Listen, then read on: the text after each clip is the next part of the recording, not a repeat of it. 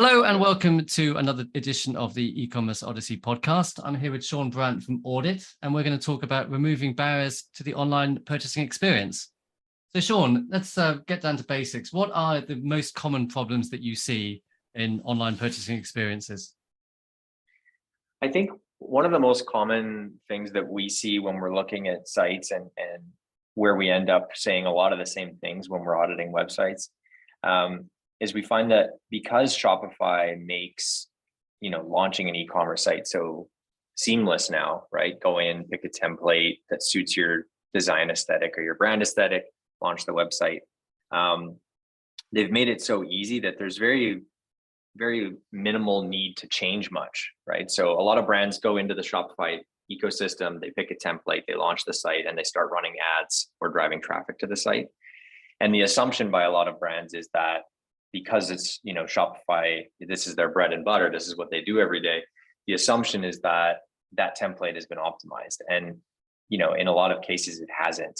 Shopify does not have a team focused on these types of things. They don't tell you how these themes convert in the back end. They don't really tell you much of anything about that side of the business. And so a lot of brands don't really have an eye on that or how that's going to affect their sales.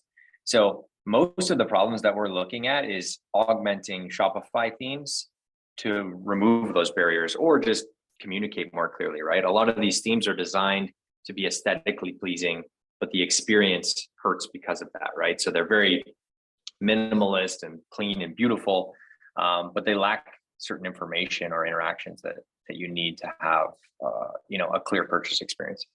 Okay, because obviously the templates are not designed by Shopify themselves, they're done by third-party designers. How would you go about? Presumably, you want to start off with a template which can, choose the best converting template to begin with. How would you go about doing that to get a good grounding point? Yeah. I think that there is a lot of brands out there that kind of hang their hat on that claim that like it's the highest converting Shopify template.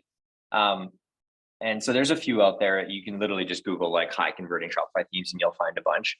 And they actually will talk about how their themes convert and what the average is and that kind of thing. I think using those as your base point is a great way to start. And I think to your point, you're right, like Shopify is not designing these. But they are going through a pretty rigorous process with these designers. We were involved recently with the Shopify theme development program and helping teach some of these designers some conversion tactics. But this was the first round of themes that actually had that stage in the process. So before that, it was just like, does it check all the boxes of what Shopify needs in the theme? I thought that just anyone could just design a theme. You definitely can, but to get it in the store and approved is a different story. Yeah. Oh, right. Okay. Yeah. So, I also had a thing I was trying to find the fastest theme, and we looked at some of these themes and we ran it through some the online speed test, and it didn't seem that the ones that said they were the fastest seemed to be really any faster than the ones that said they weren't the fastest. So it is hard to tell, I think. Yeah, and I think speed is so relative to the brand, right? I think we deal with brands in all spaces in different facets, from brands with 1,000 SKUs to brands with 1 SKU. And I think the speed of the site and that template really depends on the content you're inputting, right? Like a lot of brands get a theme and then they add 6 apps, 6 Shopify apps. They upload 1,000 images, and it's just instantly just sucks all the life out of the speed of that site. Because none of those things are optimized. So it really depends on all those different triggers within there. If you run a speed test and you look at those first items when it lists like things that are bogging the site down, usually the very top one is, it says unused JavaScript. And all that's saying is the brand owner tried a bunch of applications, right? They installed a subscription app or a reviews platform or whatever, and then they changed and they left it. The old code is just sitting there. They don't use it anymore, but the old code is sitting there. So probably the most common speed issue we see with brands is they try all these applications out and then they don't properly remove them. So that app is still there, bogging the site speed down, and they just never remove it. How is it? Because I thought, because I'm not a developer, right? You know, you can go into, you can install an app and then you can remove the app. Does it not necessarily remove the code? I'm not a developer either, but from my experience, no, right? Like you can disable it, right? It's not on the site, but yeah, the code base is still there. Okay, so it can really slow it down. Yeah. Okay, so And how you'll do you see get, that. would you see that in the HTML. theme? Would you have to go into the theme and see it? Yeah. Be in the okay, so you could go and see the. Okay, that's interesting. So, what I mean, how would you go about it? So, how do you know that you have a problem with the site, or what is first off, you know, so what is good performance? How do you know? What can you benchmark against? Yeah, I think we see everything from when we talk about good performance. A lot of it depends on how much of your traffic is paid, right? We deal with some brands that have a 7-8% conversion rate, which is crazy. But Yeah, these are brands that have built such an organic following that their traffic is all hot, right? Like it's all people that are looking for them. They didn't come from an ad that they randomly saw and clicked. So their conversion rate can naturally be higher because they've already built trust with the customer, right? The customer's yeah, coming in being like, I love this brand, I need to buy this. like Apple or Versus, something like that. yeah, like most of these, they would have a high conversion rate, but they also have a high AOV, so it probably balances. On the brands that we mostly deal with that are 95% paid traffic, right? They're not organically built. They're just buying traffic and slowly building their brand up over time. The conversion rate, a good conversion rate can be 2%. And that's mostly just because your ad strategies dictate a lot of that, right? How good is the traffic you're getting? How accurate is the traffic to, the user actually wants what you're selling? So when they get to the site, are they clicking through or are they bouncing? So the conversion rate is very, very, highly dictated by your ad strategy and who you're driving to the site in most cases. But I would say the easiest way on the website side to define a good or bad experience is to stop looking at it yourself. I think a lot of brand owners, they get too close to it, right? And they look at their site and they're like, oh, that's great. This makes sense. Everything's perfect. Because they know the product, they know this pricing, they know everything about it. So it's very hard to see issues in an experience or a communication strategy when they know the product so well. So the first thing I recommend people do is just go and run simple user testing. And they don't need to be your demographic. They don't need to be if you're selling female clothing, it doesn't even matter if they're women. We just need to see where a user gets caught up in the experience, right? Where do they stop and hesitate? So if you give them a task, like go from the homepage to checkout on a pair of jeans, for instance, and you just watch that user, like when I say user testing, I mean, this can be your son, your grandma, anyone, or actually usertesting.com, but go in and just see where people get hung up, right? See someone coming fresh to the site and where they get hung up. That'll teach you most of what you need to know. And usually those patterns that you'll see in the issues will arise within 5 tests. So Okay, you don't need 1,000 people. You don't need these, like, give it to 5 random people, different ages, it doesn't matter. Give it to 5 random people, give them the same task and just see where they all stall, right? They'll all get there eventually, unless you've got a total, mess. They'll get there eventually, but you'll see them get hung up on the same stuff and stall at the same points in most cases. hey, because I read, was it Rocket Surgery Made Easy? Is that one of the? Have you heard of that? No. No, it's a usability book. I can't remember who it was written by, but I mean, he suggests, the guy who wrote it suggests that you spend half a day a month doing usability testing with people. Do it every month, do it regularly. Yeah, and it's honestly, we a lot of the work we do at Audit is with brands directly, but a lot of it is with designers, right? My previous life was I owned a product design agency. We had a lot of large clients, a lot of design staff, and we had no background on conversion, no knowledge on conversion. And a lot of what the client wanted had nothing to do with conversion. They wanted to be the nicest website out there and be on brand. And they had all these other metrics that the top management had that none of them were focused on conversion. And so what a lot of our job is going and helping design teams focus on these things, because even the design team that builds these things doesn't look at them. They miss them. So I think it really can be as simple as just having real people go in, test it, and things that you thought were really clear are probably not that clear. Mm-hmm. So when you, I mean, it's like a process you need to go through in order to do this, to systematically, regularly fix these problems. What would you recommend? I think one of the major problems that we see brands run into when they contact us is they say, hey, our conversion has dropped, 20% in the last 6 months. We need to change our site. They want to launch a whole new website. They want to launch, change everything. And I think the biggest piece of advice I can give to brands is to make changes incrementally. So how I would approach it is do some usability tests, right? Or speak with someone, in the CRO space, or someone that understands, some of the low-hanging fruit that may be causing problems. Put those into a queue, right? And start testing them. So let's say that I came into your site, or you saw an issue from a usability test. Just work at them one by one. So you find one issue, split test it, right? So A/B test the current version with the version that would be updated based on your usability test, or my opinion, for instance, and see what wins. Once you've solved that, move on to the next one. And I think it's really the only way to approach these processes is just step by step, one by one. Doing too many things at once, it's impossible to know what's working and what's not. And that's why we never recommend fully overhauling a website, because if you launch it the next day and this conversion is double, great. But if you launch it the next day and the conversion is half, you have no idea what worked, what increased conversion, and what lowered it, right? So you almost have to revert back to this old theme after all that work. So most of it is just making sure that it's incremental versus, these big bulk changes all at once. So what are these low-hanging fruits of which you speak?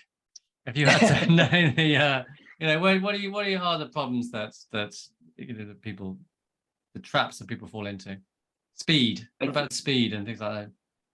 I mean, speed is definitely, I would say the absolute lowest hanging fruit is speed. We see a ton of brands that, we work with site speed optimization companies, and we even do them sometimes ourselves. But I think most of these issues that brands run into are things they can fix themselves. A lot of brands just don't optimize photos, right, to be the right sizing and weight for a website. And then, like I was saying before, applications that they don't remove properly. I think that's probably one of the lower hanging fruit is speed. But outside that, the biggest stuff that we're commenting on in a lot of cases is copywriting. Those are probably copywriting. And the nice thing about copywriting, obviously, is that there's no, you don't need a developer to update copywriting. And so when I say copywriting, it is, there is kind of a formula there when it comes to conversion. And that formula is as simple as just, you need to be speaking very clearly. So a lot of brands we deal with, especially in the D2C space, so direct to consumer brands, they focus and they leverage marketing fluff a lot, right? So it's a lot of like taglines and, really sexy copywriting, but it just completely skips what the hell they do and what they sell.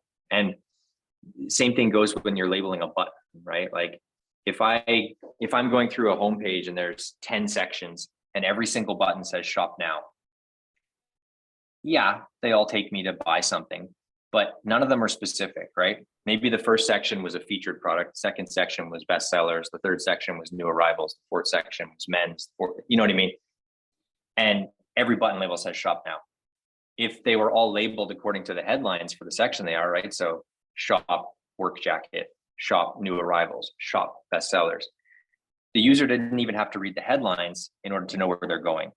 And so you've reduced the friction of saying, in the previous case, clicking that they were going, they would have had to read the whole section. Now they could just glaze over the whole page and know exactly where they can click to get to these sections. So super small thing, but that increases conversion because users are on your website for seconds. You have their attention because most brands are driven by traffic, paid traffic.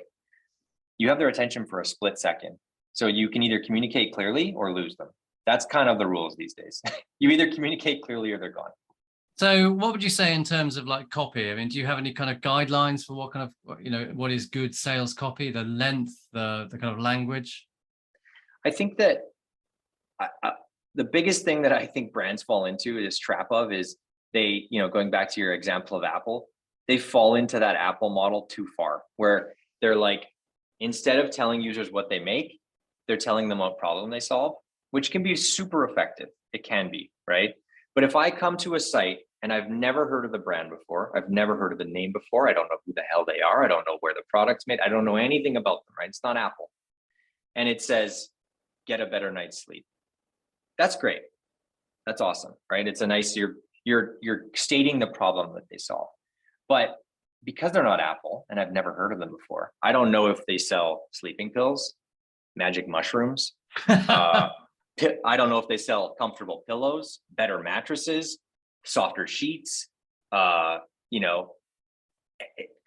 purifiers. They could sell 100 different things that help me sleep better. And because they're a no-name brand, like any brand that's not a household name, that statement holds no value. So I think that's probably the biggest trap brands fall into, is you have to find that balance. Like, it's okay to use those types of, marketing tricks of stating a problem and what your solution is, but you also need to be super clear with what you make. So when you're writing headlines and you're writing a 1-2 punch of a headline and subheading, you need to make sure that if you have that marketing in there of you're trying to draw them in, make sure you also finish by telling them exactly what you're selling, not keeping it vague. Because if I come to your site and you tell me I can sleep better, and then you don't tell me how, I'm already off. I'm leaving, right? And I'm not saying me personally, I'm saying most users, right? If they don't get communicated to clearly, you've lost them because you only had them for 1 second. So it's the same old, in a way. No, there's nothing new under the sun. You need to communicate, communicate. No, there's nothing. I mean, in terms of like the perfect hacks to conversion, no, there's nothing. I think that the amazing thing to me, as someone that's been doing this for over a decade, is that, we sell these reports, these CRO teardown, UX reports, and 95% of the content we put in there, when the customer gets it, they're super impressed. They're very excited. They're like, this is amazing. But the second thing they say is, how the hell did we not see this? It's all common sense. Like, you don't need a marketing degree. You don't need to read 100 books. It's all common sense. And that's the best part about positive user experiences and that's why I say, go ask your mom to audit your, like, just get a random person who's never heard of you, doesn't know what you sell, and give them a task to do on your website. Can they get through it? That's all you need. You don't need professionals. That's how you can identify problems on the website. We do a great job of identifying those things very specifically and redesigning them to show you how that would look in a new state. But identifying them, you really don't need a expensive marketing team or a UX team to do those things. You just need to watch someone go through your website that isn't your team, right, and that's new to the site, and see where they get hung up. So what are the tasks that you would get customers to go through on a website? I mean, if it's me and I'm running an e-commerce brand, the only thing I care about is, how am I getting them to add to cart faster, right? So that's just communicating the products that they need faster and getting them to add it to cart. And how am I getting them to add more things to cart? So, increasing their AOV. So the tasks I would give them is sending them to 3 different starting points, right? So most ad strategies are pushing users to their product page, their collections page, right? Like bundles or something, or homepage. So I would send someone to the homepage and say, let's say they have 100 products and they're in fashion, like, go buy a t-shirt. Just see where they go, right? Do that from the collection, do that from the product page, do that from the homepage. Same thing with, add multiple items, right? Some sites you'll get to the product page, you'll add an item, and then you got to go, they'll force you back to the homepage to start again, or to your navigation. How well is a brand surfacing upsells on the product page, things like that. But it's kind of a loaded question, because it depends so much on what the brand's goal is, right? Is it some of our clients, they sell $1,000 products, some of them sell $10 products. Some of them are in batches, some of them. So it really is different brand by brand, but the main goal of every e-commerce brand is to increase AOV and increase revenue. Okay. So what about, I'm going to ask you some just questions about usability now. Well, I've got your attention. Payments, right? You've got on Shopify, you've got the Shopify payments, which, I mean, we have a Shopify store. We think the Shopify payments is, because it's so well integrated with Shopify and, it can be used across multiple sites. We thought that was a good thing to use. And we also offer PayPal alongside it. And we think those two options are enough. What do you think are the best payment options, or the essential payment options on e-commerce sites, or the ones that convert the best? There you go. Yeah, I think the key when it comes to payments is, well, there's kind of a two-part question. Which ones convert the best? It depends so much on the users, right? Like every user is going to have their, like me, for instance, I use Apple Pay for everything. I can't remember the last time that I don't have a wallet, right? I don't have a wallet. This is it. And so I use Apple Pay for everything. So if there's an Apple Pay option, it's ideal for me. But most, a lot of people love Shop Pay, a lot of people love PayPal. The key when it comes to conversion is to not overwhelm the user. So when they come to add to cart, if you have add to cart, buy on PayPal, buy using Apple Pay, buy using Shop Pay, more options, Klarna, like you're just crippling them with the decision paralysis, right? So pick one that's pick your front runner. That's fine. Have add to cart, show that there's an alternate option like PayPal or whatnot, and then just have more, just say more options available in checkout, right? Let them know that there's more if they need it, but don't overwhelm them completely on that product page. Once they get to checkout, you can surface as many as you want, right?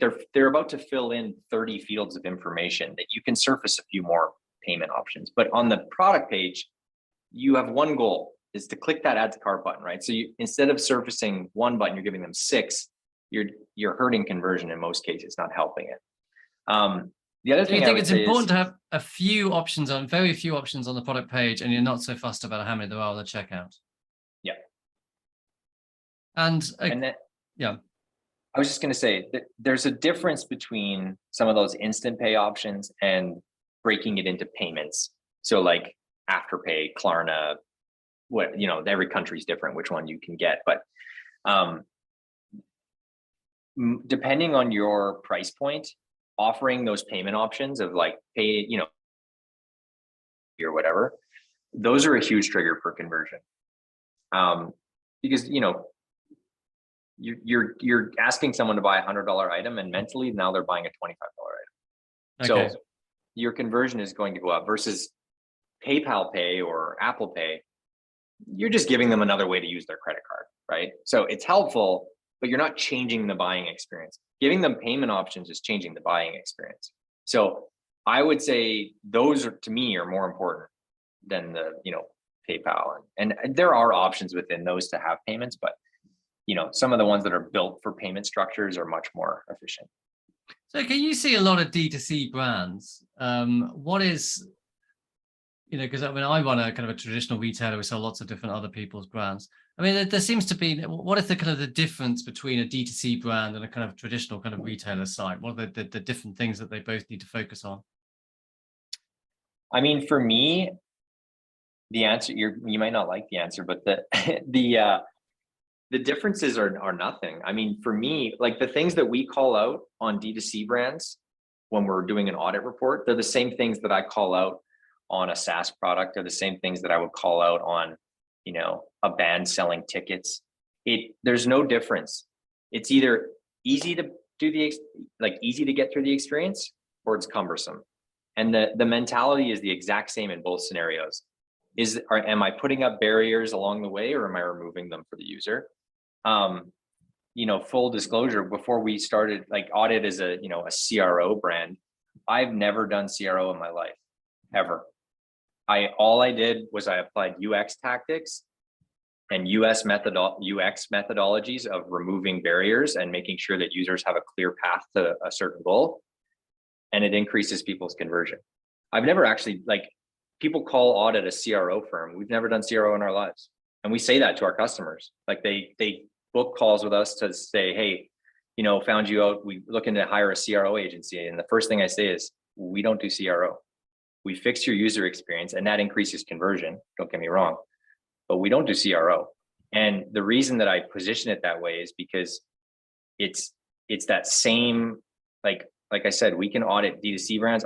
We can audit a retail store. It's the same mentality, right? Right. Okay. If I'm walking through a retail store, am I reducing friction, or am I making it easier to purchase? It's all of the same mentality and methodology, just applied to, an in-person experience versus an online experience. I know that's not a really direct answer. No, that's good. Because it's really, so I've got a last question for you. Obviously, when I first started doing e-commerce, people were building their own templates, and sites were a lot more different than they are now. I think that the experiences are much more similar. I mean, mainly, I think, really since mobile phones came along and they all had to fit a certain, screen sizes. Do you think that usability on the whole has got better, or is there still the same old problems there used to be? It's kind of a mixed bag. I think that overall usability has gotten better, but usability has gotten better, in my opinion, because devices have gotten better.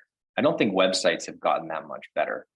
They're just, devices make it really easy for people to access things and to go through online experiences on a mobile device, for instance.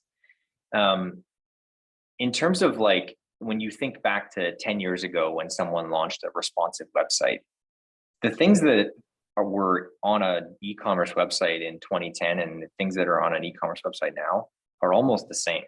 Like, things have been shifted a little bit, but no one's really done much to change that experience. And in my opinion, that's not because it's working. It's just the entire culture of design and UX is built off of, copycat, right? It's someone sees this work, what they think is working, and they just keep, there's just a slow evolution of change. I would say the only major change that's happened in the space in a decade is Safari moving their input field for the URL to the bottom instead of the top, right? And now you start to see websites that have bottom menus instead of a top menu, right? So when you're so I'm more of a Chrome guy, but that's true, they haven't they? Yeah, and I think you're going to see, that's a perfect example of how slow, technology and UX and design is to change. Like, sorry, you can't see my phone because I got this stupid blur thing on, but like, when you imagine where your hands are on a phone when you're using it, like, it's so stupid that a nav would have ever been at the top. Like, why would my navigation ever be at the top of my phone? It'd be like, remember the old iPhones, they had the back button in the bottom middle. Yeah, it's like if Apple would have designed with that button at the top. It makes no sense at all. And that's just kind of proof that these design changes are just grandfathered in designer to designer. They don't make sense. That navigation on a website and on a browser should have never been at the top. That's how it was on desktop, so that's how it ended up being on mobile. And so many things were just, some guy had to come up with an idea at some point, and that's how they did it. Exactly. Like the gauge of railways. I mean, supposedly the gauge of railways is determined by the gauge of a kind of a coal truck, and that was determined by the gauge of a cart, which is fundamentally about the width of the two horses. Yeah, that's why you end up with, it makes any sense or not. I mean, trains are really just the width of two horses, or fundamentally what two horses could pull along. But that's how you get stuck with that. That's how you get stuck with that railway gauge. So like, it's been. I've got one final question for you. I like to ask a fluffy question at the end. What are you nerdy about? What are you into? Read any good books recently? I haven't read any great books recently. I honestly, this last year has been a bit crazy with audit, and I haven't had much free time to do anything outside of work. But I'm really nerdy about print and menu design. So I have a really bad, like, kleptomania habit where I'm at a real menu, like my menu, whatever my menu is, I'll take it, and I have just like this insane collection at home of thousands of print menus. And I think as a designer, I'm so used to looking at digital references and inspiration pieces when I'm designing, but there's something about having these tangible, different type stacks and fonts and ways of displaying information in print that I always reference and look to for inspiration. So I have kind of like a library of various hospitality print pieces, whether it's coasters or, I don't like display them or anything. It's more of just like a library that I use. But I know what you mean. I mean, some things are very. I mean, there definitely is something about physical things. I mean, I've now, you know, the actual, you know, the book or the menu or something, which you really can't. You know, there's something, you know, something about that which I think will never quite go away. So I don't tend to read physical books anymore. I just have my e-reader. But yeah, you know, I don't know. There was a certain baby with bathwater thing going on. You know, I was in a pub recently, and my eyesight's not as good in the dark anymore. And they had, you know, and this wasn't a pub that young people would go to. This was like a pub for someone like me. It did nice food, Yeah. nice beer and stuff. And they had like the menu. And you know, pubs are dark and it's kind of lit by candles. And there's tiny writing. It's like everyone was squinting on these menus. I just couldn't read it. And I thought, that's bad usability. I thought, why you got a whole page and you're using a little bit in the middle and you could just make it bigger and people could read it. Why have they done it small? So there you go. There's a usability test. Usability. They should be listening to you. Yeah, I'll send. I think they need one of your audits. I'll send them over to you. Yeah, let them know. I'll audit a menu, no problem. No, it's good. Lovely to speak to you, Sean, and good luck for the future. Yeah, you as well. I appreciate you having me. Okay, thanks. Bye-bye. Ciao.